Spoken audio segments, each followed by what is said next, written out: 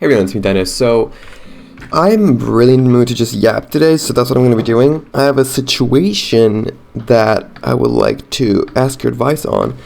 But before I do that, I want to advise you to just train your horse with me because there's not going to be much happening on the screen. Also, my cat is playing in the background, so she's being a little stink. I got her a new toy and she loves it so much. It's like a rubber little ball and it just bounces around and she's fascinated by it. But anyway, so Mink.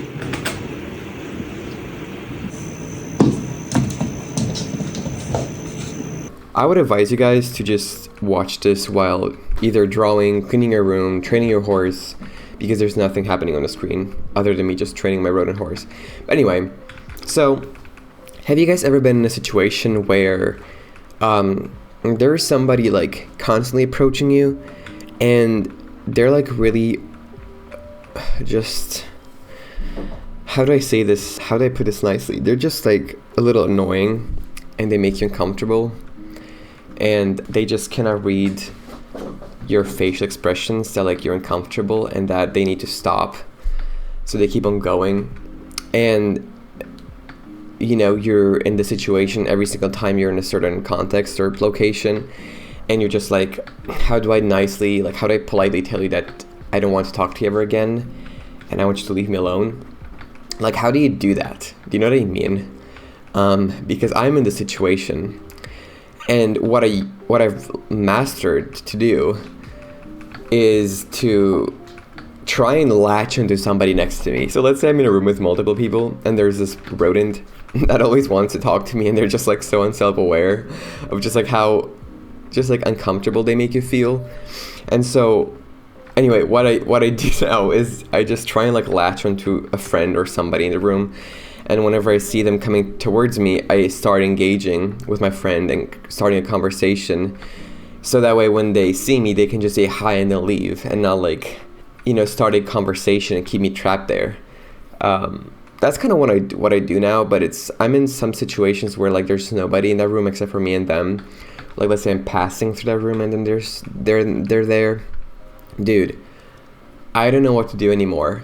At one point, I think I'll just snap and I will tell them dude, leave me alone. Please leave me alone. You know what I mean? Because yes, I'm not the most nice person alive. I'm really not. I'm nice till you cross my boundaries. Because if you cross my boundaries, then it's over. And a lot of people have learned that the hard way. But and even people online, it's the truth. I don't care what you say. That's true. I don't really take anybody's crap, you know what I mean? But this person is not they don't have bad intentions, you know what I mean? So they don't deserve that. I don't think they do. Maybe they do. They probably need a wake-up call to be dude, you're weird, stop, you know what I mean? But they don't have ill intentions. So I can't just be, I guess, rude, you know what I mean? But it's also you're 40. You're 40. How do you not know not to act like that? Do you know what I mean? Anyway, age is really just a number. It really is, bro. I've met people that are 40 that are behaving like 12-year-olds. And I've met 12-year-olds that behave like they're 14 or they're older than they actually are. Anyway, but yeah, dude, please, guys, give me advice because I'm desperate, dude. I don't know what to do anymore. But anyway, that's what I need advice on. Yes, I do. It's kind of a weird situation. It's just I don't want to be rude. You know what I mean? But they're so unself-aware, dude. It's what are you doing, you rodent? Anyway, I am so excited for the update that's coming next week. Because, dude, we're getting the Winter Village back, which if you guys know, I love that place. Mink, you're being a stink. And tomorrow is the 1st of December, which is insane. Dude, how does time fly? That's my question. And I think for the first time in years, I can finally say that I'm excited for Christmas again.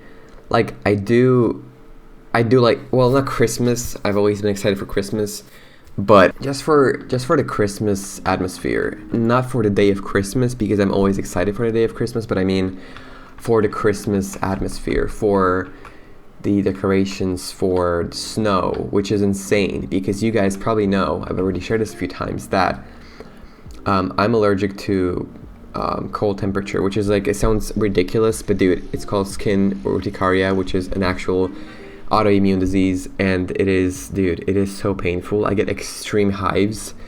Like, I think last winter I was pretty much stuck inside because I couldn't leave the house, because if I did, I would come back all like swollen, you know what I mean? Not swollen as in like big and beefy and like full of muscles, but as in like, bro, puffer fish, like full of hives. Dude, it's like so painful. I remember once I was at KFC just ordering food, and I had come out from outside, of course, but it was winter, so it was really cold out. And I was defrosting in the line at KFC. And by the time that I got to order and to talk to the cashier, I had like the most painful hives you could ever think of on my feet. And I couldn't even remove the shoe out of my foot because my foot was that swollen. Anyway, the thing is that I was almost like tearing up as I was ordering food, and that lady looked at me and she was like, what the heck is wrong with you? Like, why are you ordering KFC and crying at the same time? Like, did I do something? Do you need help? I think the only way that I could describe how it feels like is think of being on fire. It felt as though my feet were on fire, bro. That's what it felt like. Anyway, it's just the most like egregious pain you could ever think of. So I'm not excited about winter because of that. This is also an autoimmune disease that I developed in 2016. I didn't have it before, but autoimmune diseases are usually a consequence of trauma, which is like, you know, wouldn't be surprised if that's the case given my past. Which I'm not saying this to be like, oh, woe is me, you know what I mean? I'm not trying to victimize myself or adopt this attitude of, you know, victimhood. Because, dude, truth is, like, nobody's gonna save you. Like, if you're gonna whine and blame others for your past and for your pain, you could be 100% right. But that's not gonna get you anywhere. It's just gonna keep you stuck in this, like, just miserable lifestyle of just constant suffering. Like, the only way to get better is to get up and do something about it. You know what I mean? It's not fair. Like, what happened to you is not fair. It is so unjust and it is so wrong. But that's not going to change the reality that you live in. What is going to change the reality that you live in is you actually getting up and doing something about it. And I say this because I was in this posture where I was, you know, in this victimhood state where like it was everybody's fault but mine, and it was everybody's fault for the way that I turned out. And, you know, to a certain extent it's true, but it's also my responsibility now to do something about it, to get better and get help. Because what is going to get you better is accepting the reality that what happened to you is unjust and it is unfair, and then doing something about it. Because that's like, dude, that's literally, that's just how it is. Like, I know it's unfair, I know it's wrong, but you blaming everybody left and right is not going to get you out of there. In fact, it's only going to make you just more bitter and angry. And again, speaking from experience, I'm not just gonna, you know, preach to you like a holier than thou rodent. Like, I'm speaking from experience, and I'm also preaching to myself right now. Unfortunately, you cannot change the ones around you. You cannot change the people that have harmed you. Oh, she wants to get out. Mink, let me finish this race and then I'll let you out. Unfortunately, you cannot change the ones around you. You can only change yourself. And, you know, you cannot change those that have hurt you. You cannot change their behavior. But what you can change is yourself. All right, I wasn't gonna do this, but I really want to share this with you guys because it's helped me immensely. So I just talked about accepting reality, and it's actually a distress tolerance skill, and it's called radical acceptance. If you've done any sort of therapy, then you have probably heard of this before. But I really want to share this with you guys because, dude, it's helped me so much, and it actually was, I think, the thing that pretty much helped me get out of my miserable life. Like, that's the truth. Like, I was in such a miserable state because of my mindset. Like, it wasn't like my life, my surroundings were miserable. It was my perspective on life, on the outward, that made me miserable. Do you know what I mean? So I, like, you guys, this is such valuable information. Like, dude, please just listen to this. This is so good. So what does radical acceptance mean? Radical acceptance means complete and total openness to the reality of the facts as they are, without having a crisis or responding with intentional inefficiency. Radical acceptance means to the end, completely, totally. It means to accept it with your mind, heart, and body. It's when you stop fighting reality, when you stop throwing tantrums because reality isn't what you want it to be. So what is useful to be accepted? Reality as it is. Facts of the past and present are still facts, even if you don't like them. Another thing is the existence of limits in everyone's future, including the events and situations that cause you pain and suffering, and the fact that life is worth living with all its painful events. Now, I really want to challenge you guys to think about something you need to accept. You can even jot this down. Like, what do I need to accept? And then write a statement, the thing you need to accept. And then I encourage you to draw a scale from 1 to 5 and circle the number that represents where you're at in accepting this reality. Bringing mindfulness and awareness into your situation is really going to help you know where you're at in this whole process of accepting reality and how far or close you are from accepting that reality. Now, why accept reality? Because refusing to accept reality doesn't change reality. Because changing reality requires to first accept reality. Because pain cannot be avoided. It's nature's way of warning us that something is wrong. Because avoiding reality transforms pain and suffering. Because refusing to accept reality can keep you stuck in unhappiness, resentment, anger, rage, and bitterness. Because accepting reality leads to sadness, but it's followed by a feeling of relief. Because exiting hell is done through unhappiness, but refusing to accept the unhappiness means falling back into hell. I'll say that again. Why accept reality? Because exiting hell is done through unhappiness, but refusing to accept the unhappiness means falling back into hell. Now, what are some factors that disrupt radical acceptance, which is the skill that I just talked about? You don't have the necessary skills for acceptance. You don't know how to accept reality. You don't know how to accept really painful events and facts. Because you believe that if you accept a painful event, you agree or approve of the facts, and nothing will be done to change or prevent future painful events. Or maybe because emotions are a hindrance. Alright, radical acceptance does not mean approval, compassion, love, passivity, or resistance to change. Practice acceptance with the whole being, with your mind, body, and soul, and be creative in finding ways to engage with your whole being. Use self-talk, acceptance, but also consider using relaxation, mindfulness of breathing, the half smile, which these are different mindfulness exercises, which I'm not going to be getting into right now. I could be if you guys are interested. But anyway, point is, use all these things as you think about what you feel is unacceptable. Remember that the unpleasant reality is what it is and cannot be changed. Remember that there are reasons why reality is the way it is. Practice opposite action, which is a different skill, but we're not going to be talking about now. We're only going to be talking about radical acceptance. I feel like that's way more than enough for today. And I'm not even sure you guys actually want me to talk about these things, but this is like our first video on it. And if you guys don't want me to talk about this anymore, or if you do, please let me know. So going back to my notes, practice opposite action. List all the behaviors on what you would do if you accepted reality and then do it. Allow disappointment, sadness, or grief to arise within you. Recognize that life is worth living even when it's full of pain. Practice pros and cons if you find yourself resisting the practice of acceptance.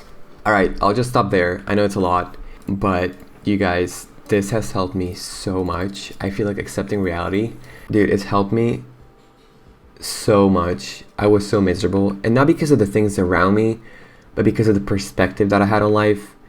Remember how I said that you can only change yourself and not the ones around you, and if you do that, you can really, really change the way that you feel about life and get out of misery. And so me changing the way that I viewed life by accepting it radically, dude, it has helped me so much, like so much. And I think what really prompted me to put us in use was radical acceptance skill, that is, was this statement that you resisting to accept what is only going to transform your pain and suffering. Like, you know what I mean? Like, it's going to take it from pain to suffering, which is a even greater level of pain.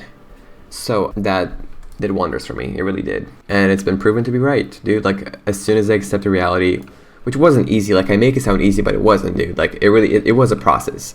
Like, things just began changing for me for the better. And if you've been following me for a long time, then you know that I think it was 2 years ago, or was it a year ago? I feel like it's been almost 2 years ago that I had lost my marbles. Like, you guys watched me when I literally went pretty much insane. And a lot of that was because of a interpersonal event that was really traumatizing, and it just triggered all these reactions. It triggered a lot of maladaptive behavior in me, and I realized, okay, this is bad. Like, this is, who am I? What is wrong with me? I'm losing my mind. And so I sought help. I was intentional about it. After realizing that I cannot keep living like this, and I cannot keep hurting the ones around me like this because I'm hurt. I was literally like shards of glasses, like a whirlwind of shards of glasses that was cutting everything around it because I was in so much pain, and I was trying to protect myself from more pain. So I was just spinning around, but I was just like shards, pieces of broken glass, cutting everyone around me. And you guys have tasted a little bit of that, and you guys know that I deeply regret that, and I'm so sorry for letting it out on my videos on you guys for a little while. I was just in so much pain, and I was so miserable, and I was so unhappy with my life, and it was so hard for me to accept reality and what had happened to me, which was really traumatizing. And all of this prompted me into seeking help, and dude, I've just never been better. Like, not even before the traumatizing event, I was not as emotionally intelligent as I am now, and I'm not trying to toot my own horn and be like, oh, I'm so smart and intelligent, because like I'm far from that. Like, I'm working on that. I'm just trying to say that you can turn the wave that meant to crush you into the wave that will lift you higher. Like, you can turn the very thing that meant to destroy you, the event, the trauma that you went through, you can turn that into something that will refine you, something that will make you way more intelligent and smart and emotionally aware, not only of your own emotions, but of the ones around you. So anyway, guys, that was for today's video. If you want more videos on, you know, coping skills with emotional regulations, with dealing with emotional distress, if you guys want more videos like these on the stress tolerance skills, then please let me know. I'd be more than happy to talk to you guys about these things. But yeah, that's it for today's video, guys. Don't forget to watch my other training time videos. I have a whole podcast, like playlist on my channel. I will link it down below. And yeah, don't forget to subscribe, like this video, ring the bell, and I'll see my dinky rats in my next one. Have a good one.